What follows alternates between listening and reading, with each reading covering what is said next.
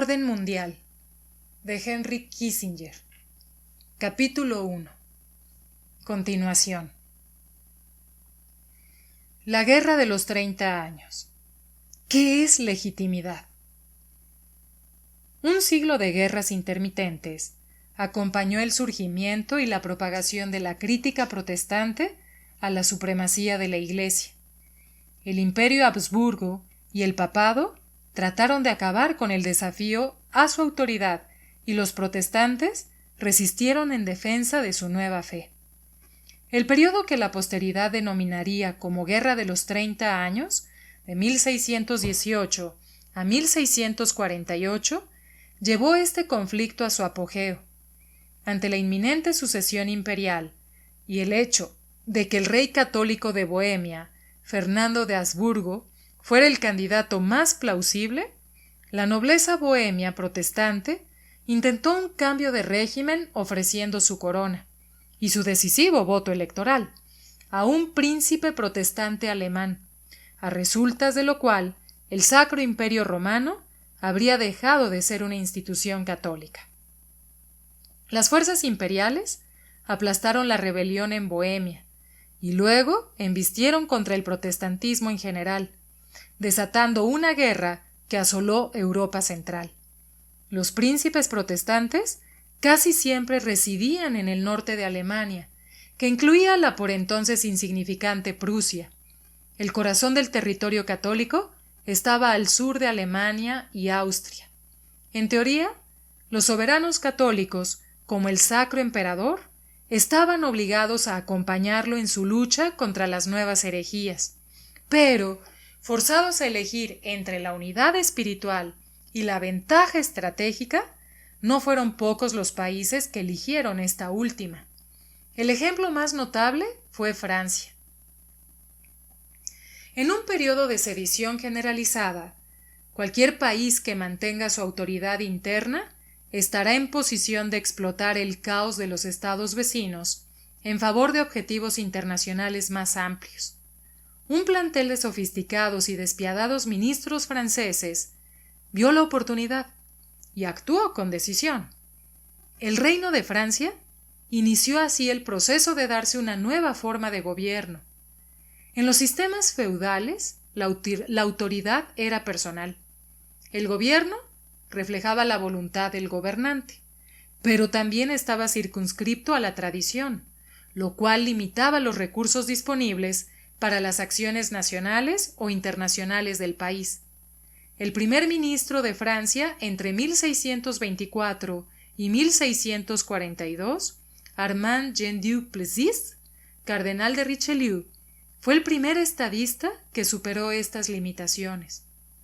Hombre del clero experto en intrigas cortesanas, Richelieu supo adaptarse inmejorablemente a un periodo de revueltas religiosas y estrepitoso derrumbe de las estructuras establecidas. El menor de 3 hijos, de una familia noble de poca monta, en un principio probó fortuna en la carrera militar, pero de inmediato se dedicó a la teología tras la inesperada renuncia de su hermano al obispado de Lucón, que era un derecho de nacimiento. Según la tradición, leyenda, Richelieu acabó sus estudios religiosos tan rápidamente que no tenía la edad mínima necesaria para ocupar un puesto clerical, pero subsanó el obstáculo viajando a Roma y mintiéndole al mismo Papa acerca de su edad.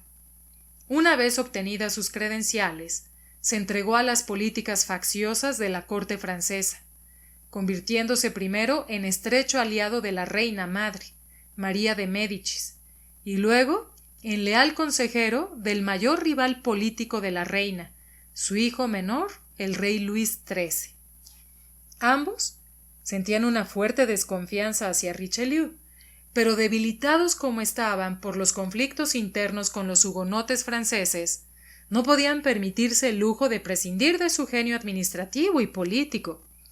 La mediación del joven clérigo entre los monarcas, enemistados, fue recompensada con una recomendación para que le otorgaran el capelo de cardenal en Roma. Una vez nombrado cardenal, pasó a ser el miembro de más alto rango en el consejo privado del rey. La eminencia roja así lo llamaban por su vaporoso hábito rojo cardenalicio, mantuvo su cargo durante casi 2 décadas, en que llegó a ser el primer ministro de Francia, el poder detrás del trono, y el genio creador de un nuevo concepto de Estado centralizado y una política exterior basada en el equilibrio de poder. En la misma época en que Richelieu conducía la política de su país, también circulaban los tratados de Maquiavelo acerca de los estadistas. No sabemos si Richelieu estaba familiarizado con esos textos sobre la política del poder, pero indudablemente practicaba sus principios esenciales. Richelieu desarrolló un enfoque radical del orden internacional. Acuñó la idea de que el Estado era una entidad abstracta y permanente, que existía por derecho propio. Sus necesidades no dependían de la personalidad del gobernante, tampoco de los intereses familiares o las exigencias universales de la religión. Su objetivo era el interés nacional según principios determinados racionalmente, lo que más tarde se conocería como raison d'etat. Por tanto, habría de ser la unidad básica de las relaciones internacionales. Richelieu manejaba el Estado incipiente como un instrumento de alta política. Centralizó la autoridad en París. Creó los llamados intendentes o custodios profesionales para proteger la autoridad del gobierno en todos y cada uno de los distritos del reino. Volvió eficiente la recaudación de impuestos y desafió decisivamente a las autoridades locales de la antigua nobleza. El poder real continuaría siendo ejercido por el rey, en tanto símbolo del Estado soberano y expresión del interés nacional. Richelieu no veía el tumulto en Europa Central como un llamamiento a tomar las armas en defensa de la Iglesia, sino como un medio de poner a prueba la preeminencia imperial de los Habsburgo. Aunque el rey de Francia llevaba el nombre de Rex Catholicismus, o el rey más católico, desde el siglo XIV, Francia tendía, al principio de manera discreta, luego abiertamente, a respaldar la coalición protestante entre Suecia, Prusia y los príncipes alemanes del norte, basándose en el frío cálculo del interés nacional. Ante las quejas airadas de que como cardenal debía obediencia a la Iglesia Católica universal y eterna, lo cual implicaría alinearse contra los príncipes protestantes rebeldes de Europa del Norte y Central, Richelieu respondía aduciendo sus deberes como ministro de una entidad política temporal y además vulnerable. La salvación podía ser su objetivo personal, pero como estadista era responsable de una entidad política que no tenía un alma eterna que redimir. El hombre es inmortal. Su salvación está en el más allá, decía. El Estado no posee inmortalidad. Su salvación es ahora o nunca. Richelieu pensaba que la fragmentación de Europa Central era una necesidad política y militar. La amenaza básica contra Francia era estratégica, no metafísica ni religiosa. Una Europa Central unida estaría en posición de dominar al resto del continente. De ahí que fuera el interés nacional de Francia impedir la consolidación de Europa Central. Si el partido protestante es enteramente destruido, el peso del poder de la Casa de Austria recaerá sobre Francia. Y Francia alcanzó ese objetivo estratégico apoyando a una plétora de pequeños estados de Europa Central para debilitar a Austria. Los designios de Richelieu resistieron a pesar de las grandes revueltas. Durante 2 siglos y medio, desde que apareciera la figura del cardenal en 1624 hasta la proclamación del Imperio alemán por Bismarck en 1871, la ambición de mantener dividida Europa Central, que abarcaba más o menos el actual territorio de Alemania, Austria y norte de Italia, continuó siendo el principio rector de la política exterior francesa. Mientras esta idea funcionó como esencia del orden europeo, Francia tuvo preeminencia sobre el resto del continente. Cuando se fue al traste, arrastró consigo el papel dominante de Francia. Pueden sacarse 3 conclusiones de la carrera de Richelieu. Primera, el elemento indispensable para una política exterior exitosa es un concepto estratégico a largo plazo basado en un cuidadoso análisis de todos los factores relevantes. Segunda, el estadista debe analizar y configurar un conjunto de presiones ambiguas y casi siempre conflictivas en una dirección coherente y con propósito. Debe saber hacia dónde dirige su estrategia y por qué.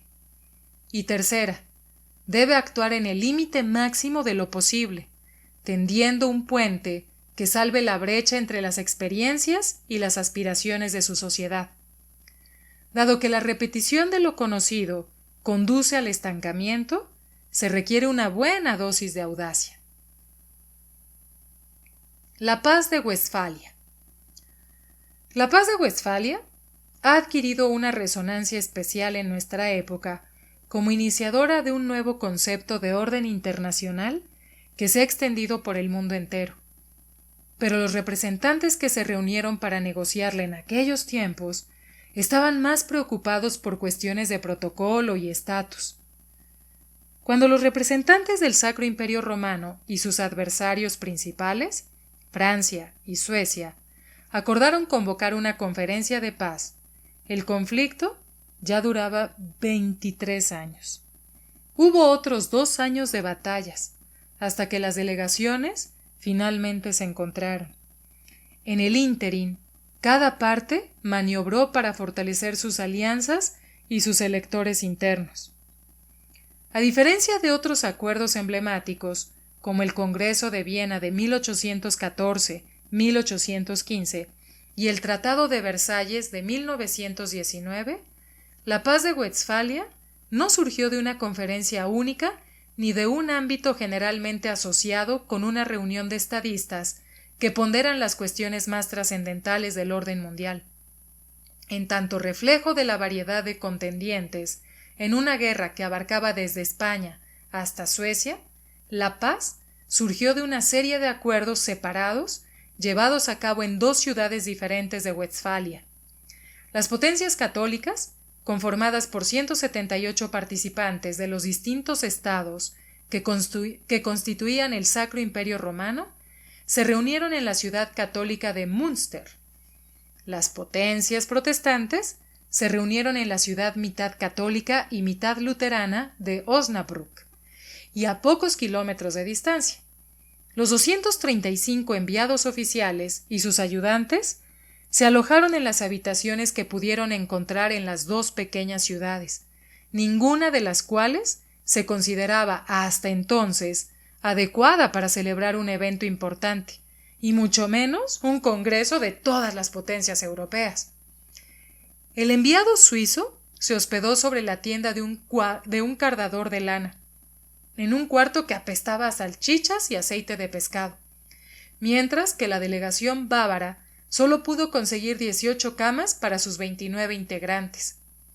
A falta de director o mediador que organizara la conferencia oficial, y sin tener tampoco sesiones plenarias, los representantes se reunían cada vez que era necesario y se trasladaban a una zona neutral entre las 2 ciudades para coordinar posiciones.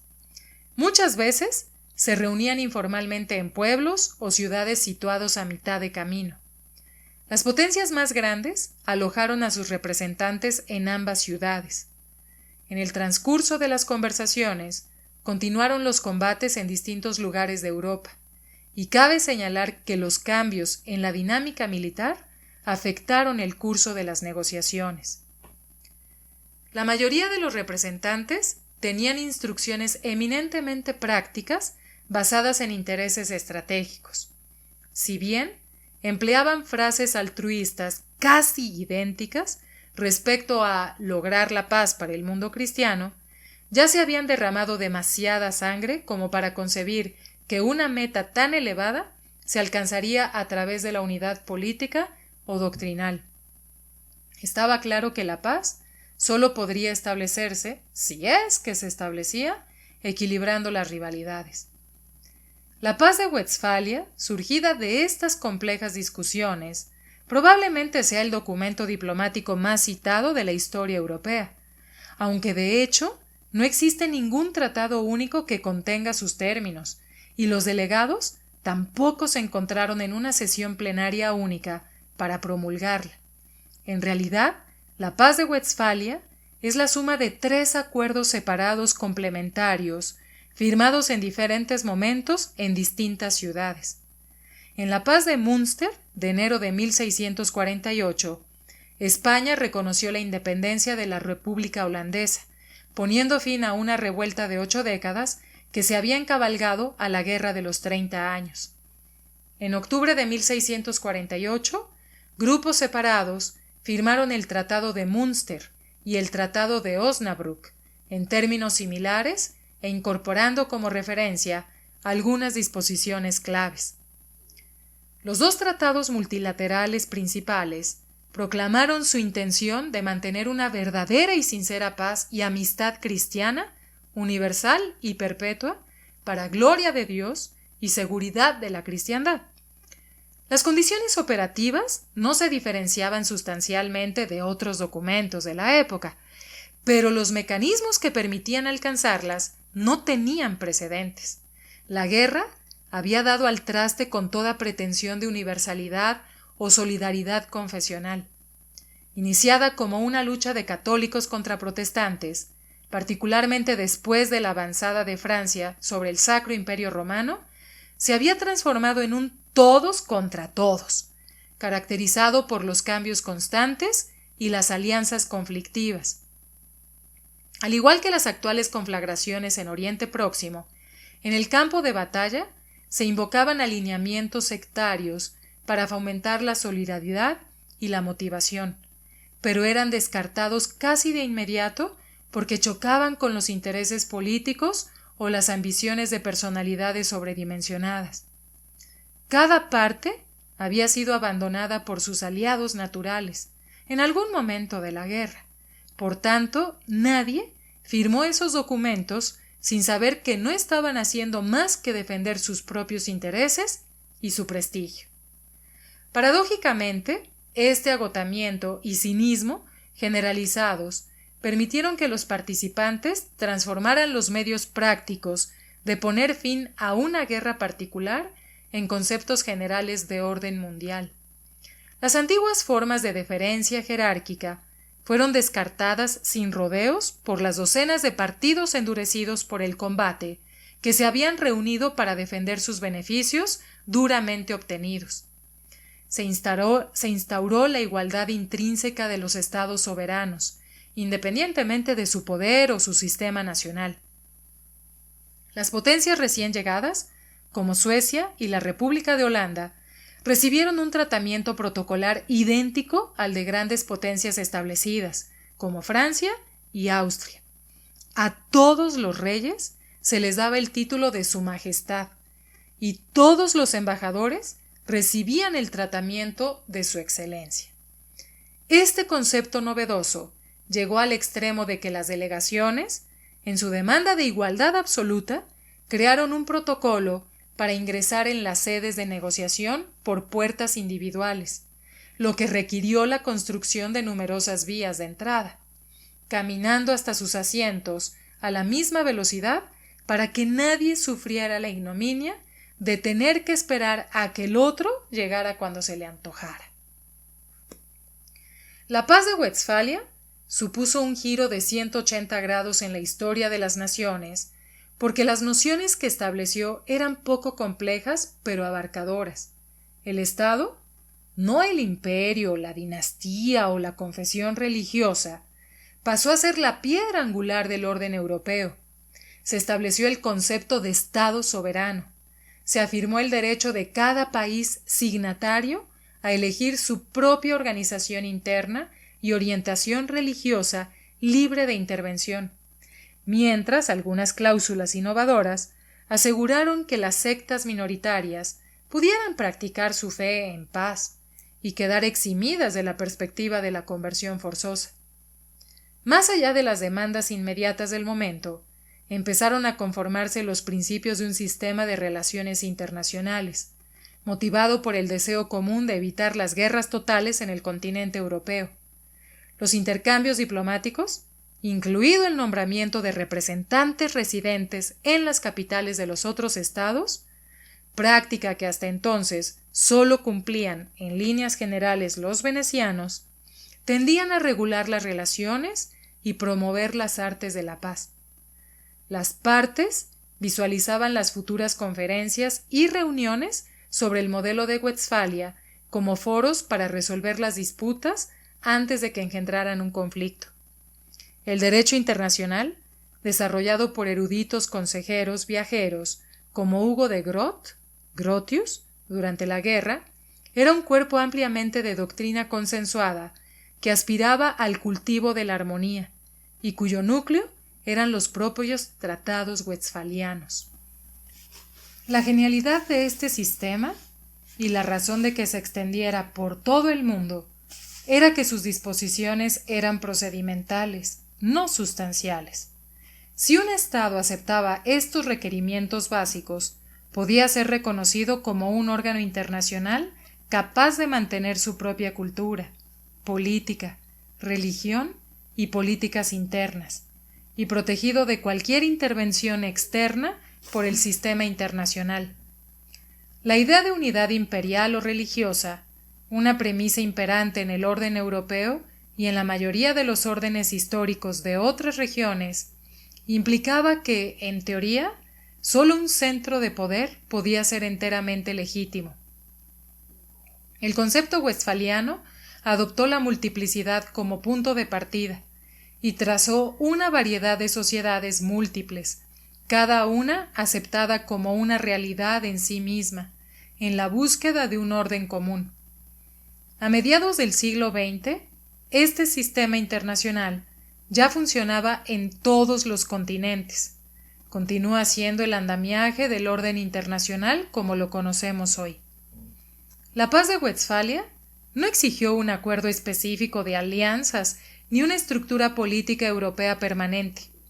Con el final de la Iglesia Universal como fuente última de legitimidad y el debilitamiento del Sacro Emperador Romano, el equilibrio de poder, que por definición implica neutralidad ideológica y adaptación al devenir de las circunstancias, se convirtió en el concepto ordenador de Europa. El estadista británico decimonónico, Lord Palmerston, expresó su principio básico de la siguiente manera: no tenemos aliados eternos, pero tampoco enemigos perpetuos. Solo nuestros intereses son eternos y perpetuos, y es nuestro deber ser fieles a esos intereses.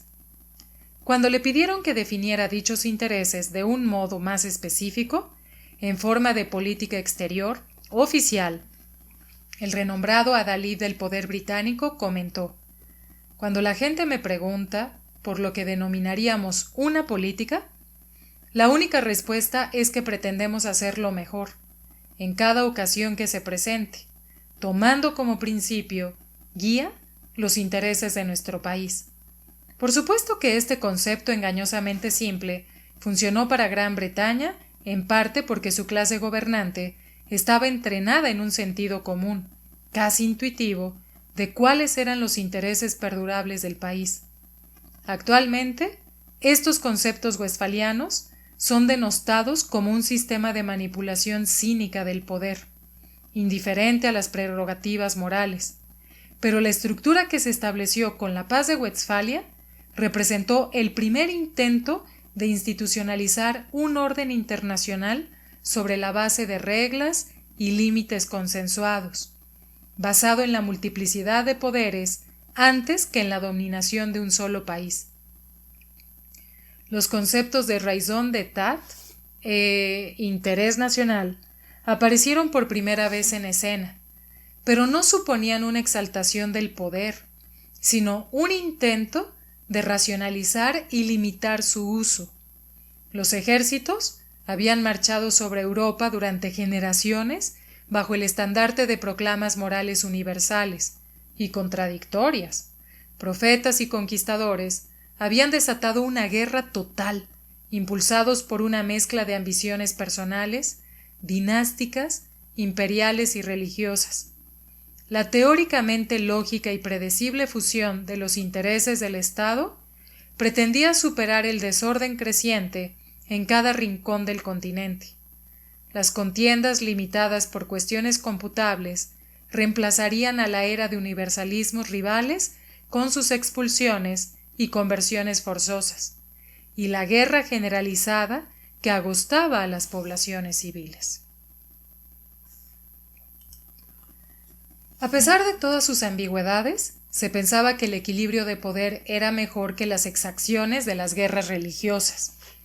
Pero, ¿cómo habría de establecerse el equilibrio de poder? En teoría, dicho equilibrio estaba basado en realidades. Por tanto, todos los involucrados lo verían del mismo modo. Pero las percepciones de cada sociedad se ven afectadas por su estructura, su cultura y su historia internas, y por la realidad inalienable de que los elementos de poder, aun cuando sean objetivos, están en cambio constante. De ahí que sea necesario recalibrar de vez en cuando el equilibrio de poder. Produce las guerras cuya extensión también limita. La operación del sistema westfaliano. Con el Tratado de Westfalia, el papado había quedado reducido a sus funciones eclesiásticas y reinaba la doctrina de la igualdad soberana. ¿Qué teoría política podría explicar el origen y justificar las funciones del orden político secular? En su Leviatán, publicado en 1651, 3 años después de la Paz de Westfalia, Thomas Hobbes aportó tal teoría. Imaginó un estado de naturaleza en el pasado, donde la ausencia de autoridad suscitó una guerra de todos contra todos. Para escapar a tamaña inseguridad intolerable, teorizaba, la gente entregaba sus derechos a un poder soberano a cambio de que el soberano proporcionara seguridad para todos dentro de las fronteras del Estado. El monopolio del poder por el Estado soberano fue la única manera de superar el miedo perpetuo a la muerte violenta y la guerra. Para Hobbes, este contrato social no operaba más allá de las fronteras de los estados, porque no existía ningún soberano supranacional capaz de imponer el orden. Por tanto, en lo que respecta a los oficios de un soberano a otro, que están comprendidos en esa ley que comúnmente se conoce como Ley de las Naciones, no necesito decir nada en este lugar, porque la Ley de las Naciones y la ley de la naturaleza son una y la misma cosa, y cada soberano tiene el mismo derecho, en aras de la seguridad de su pueblo, que cualquier hombre particular puede tener en aras de la seguridad de su propio cuerpo. El escenario internacional permanecía en estado de naturaleza, y era anárquico porque ningún soberano mundial podía hacerlo seguro, y tampoco podía ser constituido en la práctica. Por tanto, a cada Estado tendría que defender su interés nacional por encima de todos en un mundo donde el poder era el factor supremo. El cardenal Richelieu habría estado de acuerdo. En un comienzo, la Paz de Westfalia impuso un mundo hobbesiano. ¿Cómo habría de recalibrarse este nuevo equilibrio de poder? Es necesario establecer una distinción entre el equilibrio de poder como hecho y el equilibrio de poder como sistema. Cualquier orden internacional, para ser digno de tal nombre, debe alcanzar tarde o temprano un equilibrio, pues de lo contrario se encontrará en constante estado de conflicto armado. Dado que en el mundo medieval había docenas de principados, frecuentemente se daba un equilibrio de poder práctico. Después de la Paz de Westfalia, el equilibrio de poder hizo su aparición como sistema, es decir, su realización era aceptada como uno de los objetivos claves de la política exterior. Perturbarlo suscitaría una coalición a favor del equilibrio. El ascenso de Gran Bretaña como potencia naval preponderante a comienzos del siglo XVIII hizo posible que los hechos del equilibrio de poder se convirtieran en un sistema. El control de los mares permitió a Gran Bretaña elegir el momento y la escala de su participación en el continente para actuar como árbitro del equilibrio de poder. Mejor dicho, como garante de que Europa tendría equilibrio de poder. Si Inglaterra evaluaba correctamente sus necesidades estratégicas, podría respaldar el sector más débil del continente contra el más fuerte, evitando así que un solo país alcanzara la hegemonía de Europa, y en consecuencia movilizara los recursos del continente para desafiar el control inglés sobre los mares. Hasta el estallido de la Primera Guerra Mundial, Inglaterra actuó como niveladora de ese equilibrio. Batalló en las guerras europeas, pero con alianzas cambiantes, no persiguiendo metas específicas, puramente nacionales, sino identificando el interés nacional con la preservación del equilibrio de poder. Muchos de estos principios se aplican al papel que desempeña Estados Unidos en el mundo contemporáneo, como analizaremos más tarde. Después del Acuerdo Westfaliano, de hecho existían dos equilibrios de poder en Europa. Un equilibrio general, cuyo guardián era Inglaterra, protectora de la estabilidad general, y un equilibrio centroeuropeo esencialmente manipulado por Francia, cuyo objetivo era impedir el surgimiento de una Alemania unificada que estuviera en condiciones de convertirse en el país más poderoso del continente. Durante más de 200 años, estos dos equilibrios impidieron que Europa se desgarrara en pedazos, como ya había ocurrido a lo largo de la Guerra de los 30 años. No evitaron la contienda, pero limitaron su impacto, porque el equilibrio, no la conquista total, era la meta. El equilibrio de poder puede desafiarse al menos de dos maneras. La primera es cuando un país importante aumenta su fuerza al extremo de amenazar con convertirse en hegemónico. La segunda tiene lugar cuando un Estado, hasta entonces secundario, quiere obtener el mismo rango que las grandes potencias e insta a las otras potencias a realizar una serie de ajustes compensatorios hasta que se establece un nuevo equilibrio o estalla una gran conflagración. El sistema westfaliano superó ambas pruebas en el siglo XVIII. Primero, frustrando el impulso de hegemonía de la Francia de Luis XIV, y luego, adaptando el sistema ante la exigencia de igual estatus de Federico el Grande de Prusia. Luis XIV obtuvo el control completo de la corona francesa en 1661 y desarrolló la idea del sistema de gobierno de Richelieu a un nivel sin precedentes.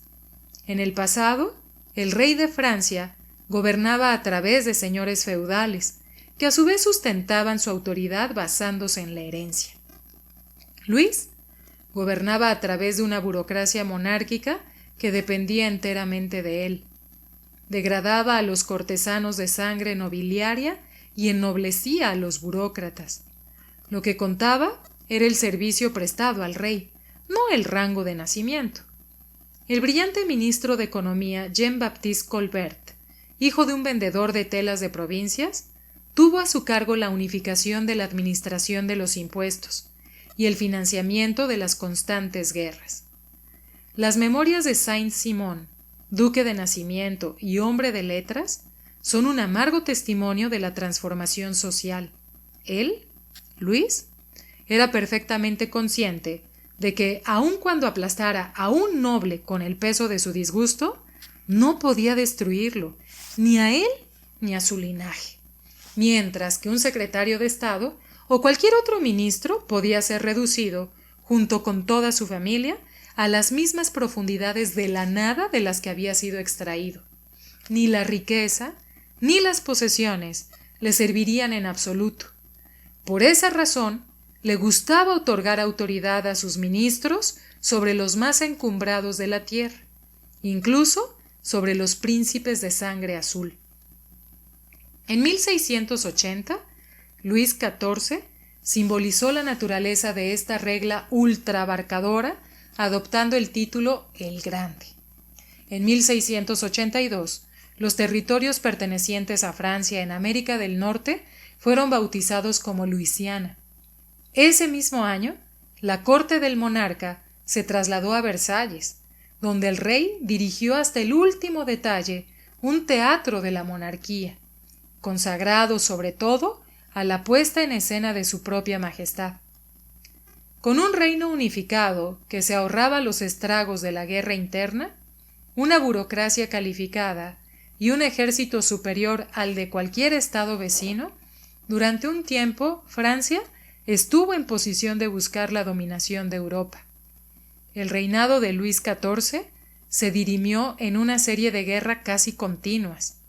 Finalmente, como había ocurrido con todos los últimos aspirantes a la hegemonía europea, cada nueva conquista suscitó una coalición de naciones opositoras.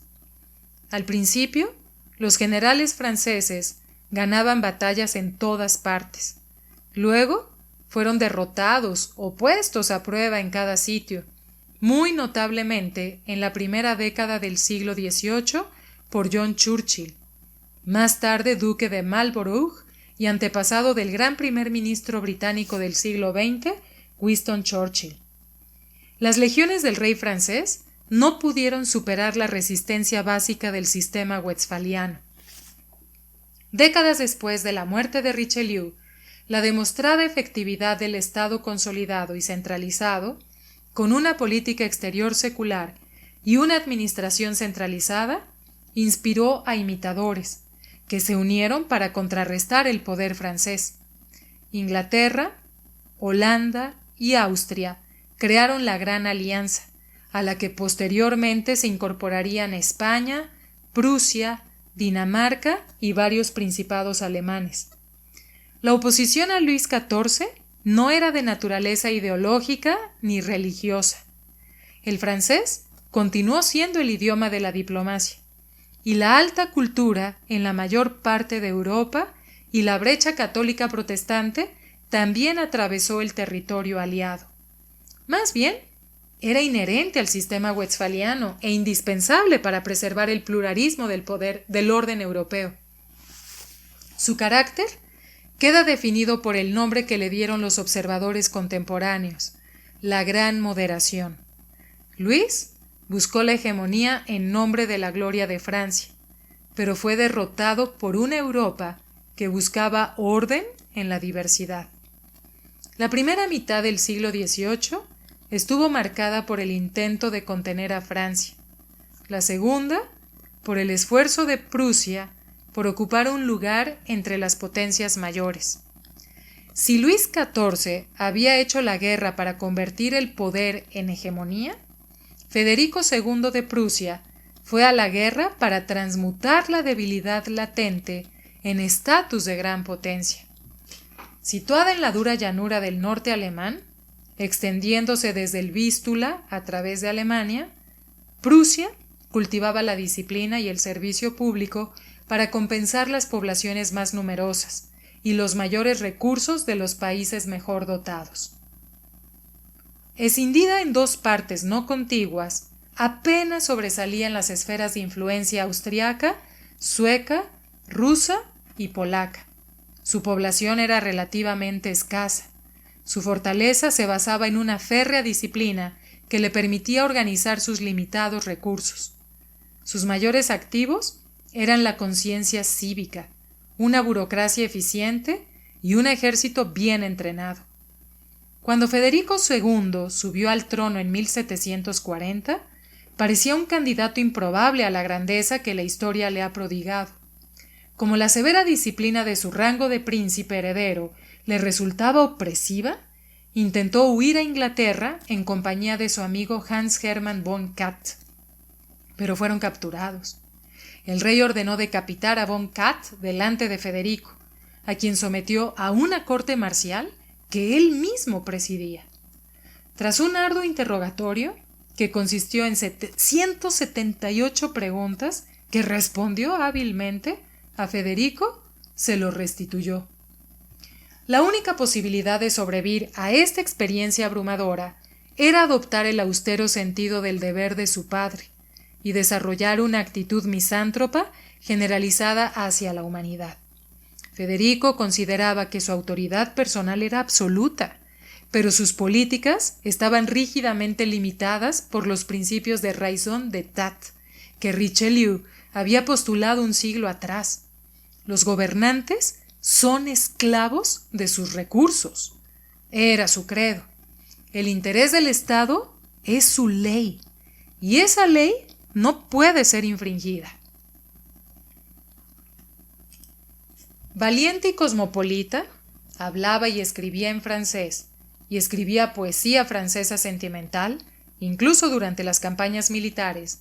El título de una de sus primeras composiciones era Pas trop mal pour la veille de una grande bataille.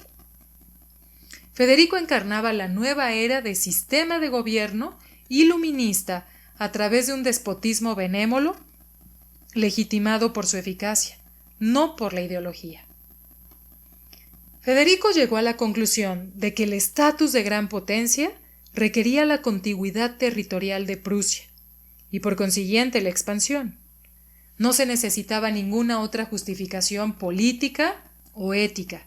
La superioridad de nuestras tropas, la celeridad con que podemos ponerlas en movimiento, en una palabra, la clara ventaja que tenemos sobre nuestros vecinos, fueron justificación suficiente para que Federico se apoderara de la rica y tradicionalmente austriaca provincia de Silesia en 1740. Desde una perspectiva geopolítica, no legal o ética, Federico se alineó con Francia, que veía en Prusia un límite para Austria, y se quedó Silesia en el Acuerdo de Paz de 1742, casi duplicando de este modo el territorio y la población de Prusia. En este proceso, Federico reintrodujo la guerra en el sistema europeo, que estaba en paz desde 1713, cuando el Tratado de Utrecht había puesto fin a las ambiciones de Luis XIV. El desafío al equilibrio de poder establecido puso en marcha el sistema westfaliano. El precio por ser admitido como nuevo miembro del orden europeo fue 7 años de casi desastroso combate. Las alianzas se revirtieron. Los otrora aliados de Federico buscaron aplastar sus operaciones y sus rivales intentaron emplear la disciplinada fuerza combativa de Prusia en pro de sus propias ambiciones. Rusia, remota y ambiciosa y misteriosa, entró por primera vez en la competencia por el equilibrio de poder europeo. Al borde de la derrota, con los ejércitos rusos a las puertas de Berlín, la zarina Isabel salvó a Federico de una muerte imprevista. El nuevo zar, admirador largo tiempo de Federico, se retiró de la guerra. Hitler, sitiado en la cercada Berlín en abril de 1945, esperaba un acontecimiento comparable, el llamado milagro de la Casa de Brandenburgo, pero Joseph Goebbels le dijo que ya había ocurrido con la muerte del presidente Franklin D. Roosevelt. El Sacro Imperio Romano se había transformado en una fachada. No había surgido ningún rival europeo que reclamara la autoridad universal. Casi todos los monarcas afirmaban reinar por derecho divino, proclama jamás cuestionada o desafiada por ningún poder mayor, pero aceptaban que Dios hubiera dotado con ese mismo derecho a muchos otros monarcas. Por tanto, las guerras se desataban por objetivos territoriales, no para derrocar gobiernos e instituciones, no para imponer un nuevo sistema de relaciones entre estados. La tradición impedía que los monarcas enrolaran a sus súbditos y constreñía severamente su capacidad de recaudar impuestos. El impacto de las contiendas sobre las poblaciones civiles no era de ningún modo comparable con los horrores de la guerra de los 30 años, ni con lo que 2 siglos más tarde causarían la tecnología y la ideología.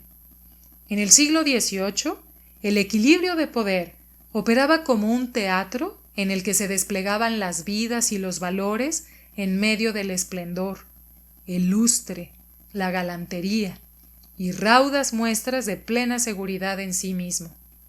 El ejercicio de ese poder estaba limitado por el reconocimiento de que el sistema no toleraría aspiraciones hegemónicas. Los órdenes internacionales más estables han tenido la ventaja de contar con percepciones uniformes.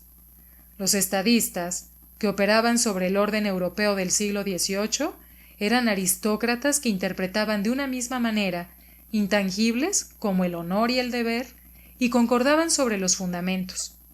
Representaban a una sociedad elitista que hablaba el mismo idioma, francés, frecuentaban los mismos salones y tenían aventuras románticas en las capitales de sus pares. Los intereses nacionales variaban, por supuesto, pero la sensación de un propósito común que todo lo abarcaba era inherente a un mundo donde un ministro de Asuntos Exteriores podía servir a un monarca de otra nacionalidad. Hasta 1820, todos los ministros de Exteriores rusos fueron reclutados en el extranjero, o donde un territorio podía cambiar su filiación nacional como resultado de un pacto matrimonial o una herencia fortuita. Los cálculos de poder en el siglo XVIII se efectuaban contra ese trasfondo de mejora, hecho de legitimidad compartida y reglas tácitas de conducta internacional. Este consenso no era solamente una cuestión de decoro, reflejaba las convicciones morales de una perspectiva europea común.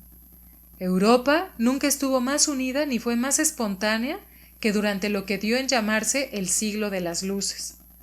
Los hallazgos en la ciencia y la filosofía comenzaron a desplazar las certezas europeas de tradición y fe, ya en pleno proceso de fractura. El veloz avance de la mente en múltiples frentes, física, química, astronomía, historia, arqueología, cartografía, lógica, fortaleció este nuevo talante de ilustración secular, augurando que la revelación de todos los mecanismos ocultos de la naturaleza era solo cuestión de tiempo. El verdadero sistema del mundo ha sido reconocido, desarrollado y perfeccionado, escribió el brillante erudito francés Jean Le Rond de Lambert en 1759, encarnando el espíritu de la época. En suma, desde la Tierra hasta Saturno, desde la historia de los cielos hasta la de los insectos, la filosofía natural ha sido revolucionada, y casi todos los otros campos del conocimiento han adoptado nuevas formas. El descubrimiento y la aplicación de un nuevo método de filosofar, la clase de entusiasmo que acompaña a los descubrimientos, cierta exaltación de las ideas que el espectáculo del universo produce en nosotros, todas estas causas han provocado una vívida fermentación de las mentes, propagándose a través de la naturaleza en todas direcciones como un río que ha roto sus represas. Esta fermentación ha arrasado con una suerte de violencia todo lo que se interponía en su paso.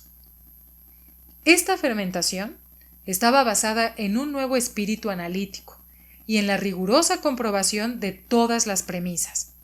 La exploración y sistematización de todo conocimiento, empresa cuyo símbolo fueron los 28 volúmenes de la enciclopedia que de Lambert coeditó entre 1751 y 1772, proclamó un universo cognoscible y desmitificado, cuyo protagonista era el hombre. El aprendizaje prodigioso se combinaría, escribió un colega de Lambert, Denis Diderot, con el celo por defender los mejores intereses de la raza humana.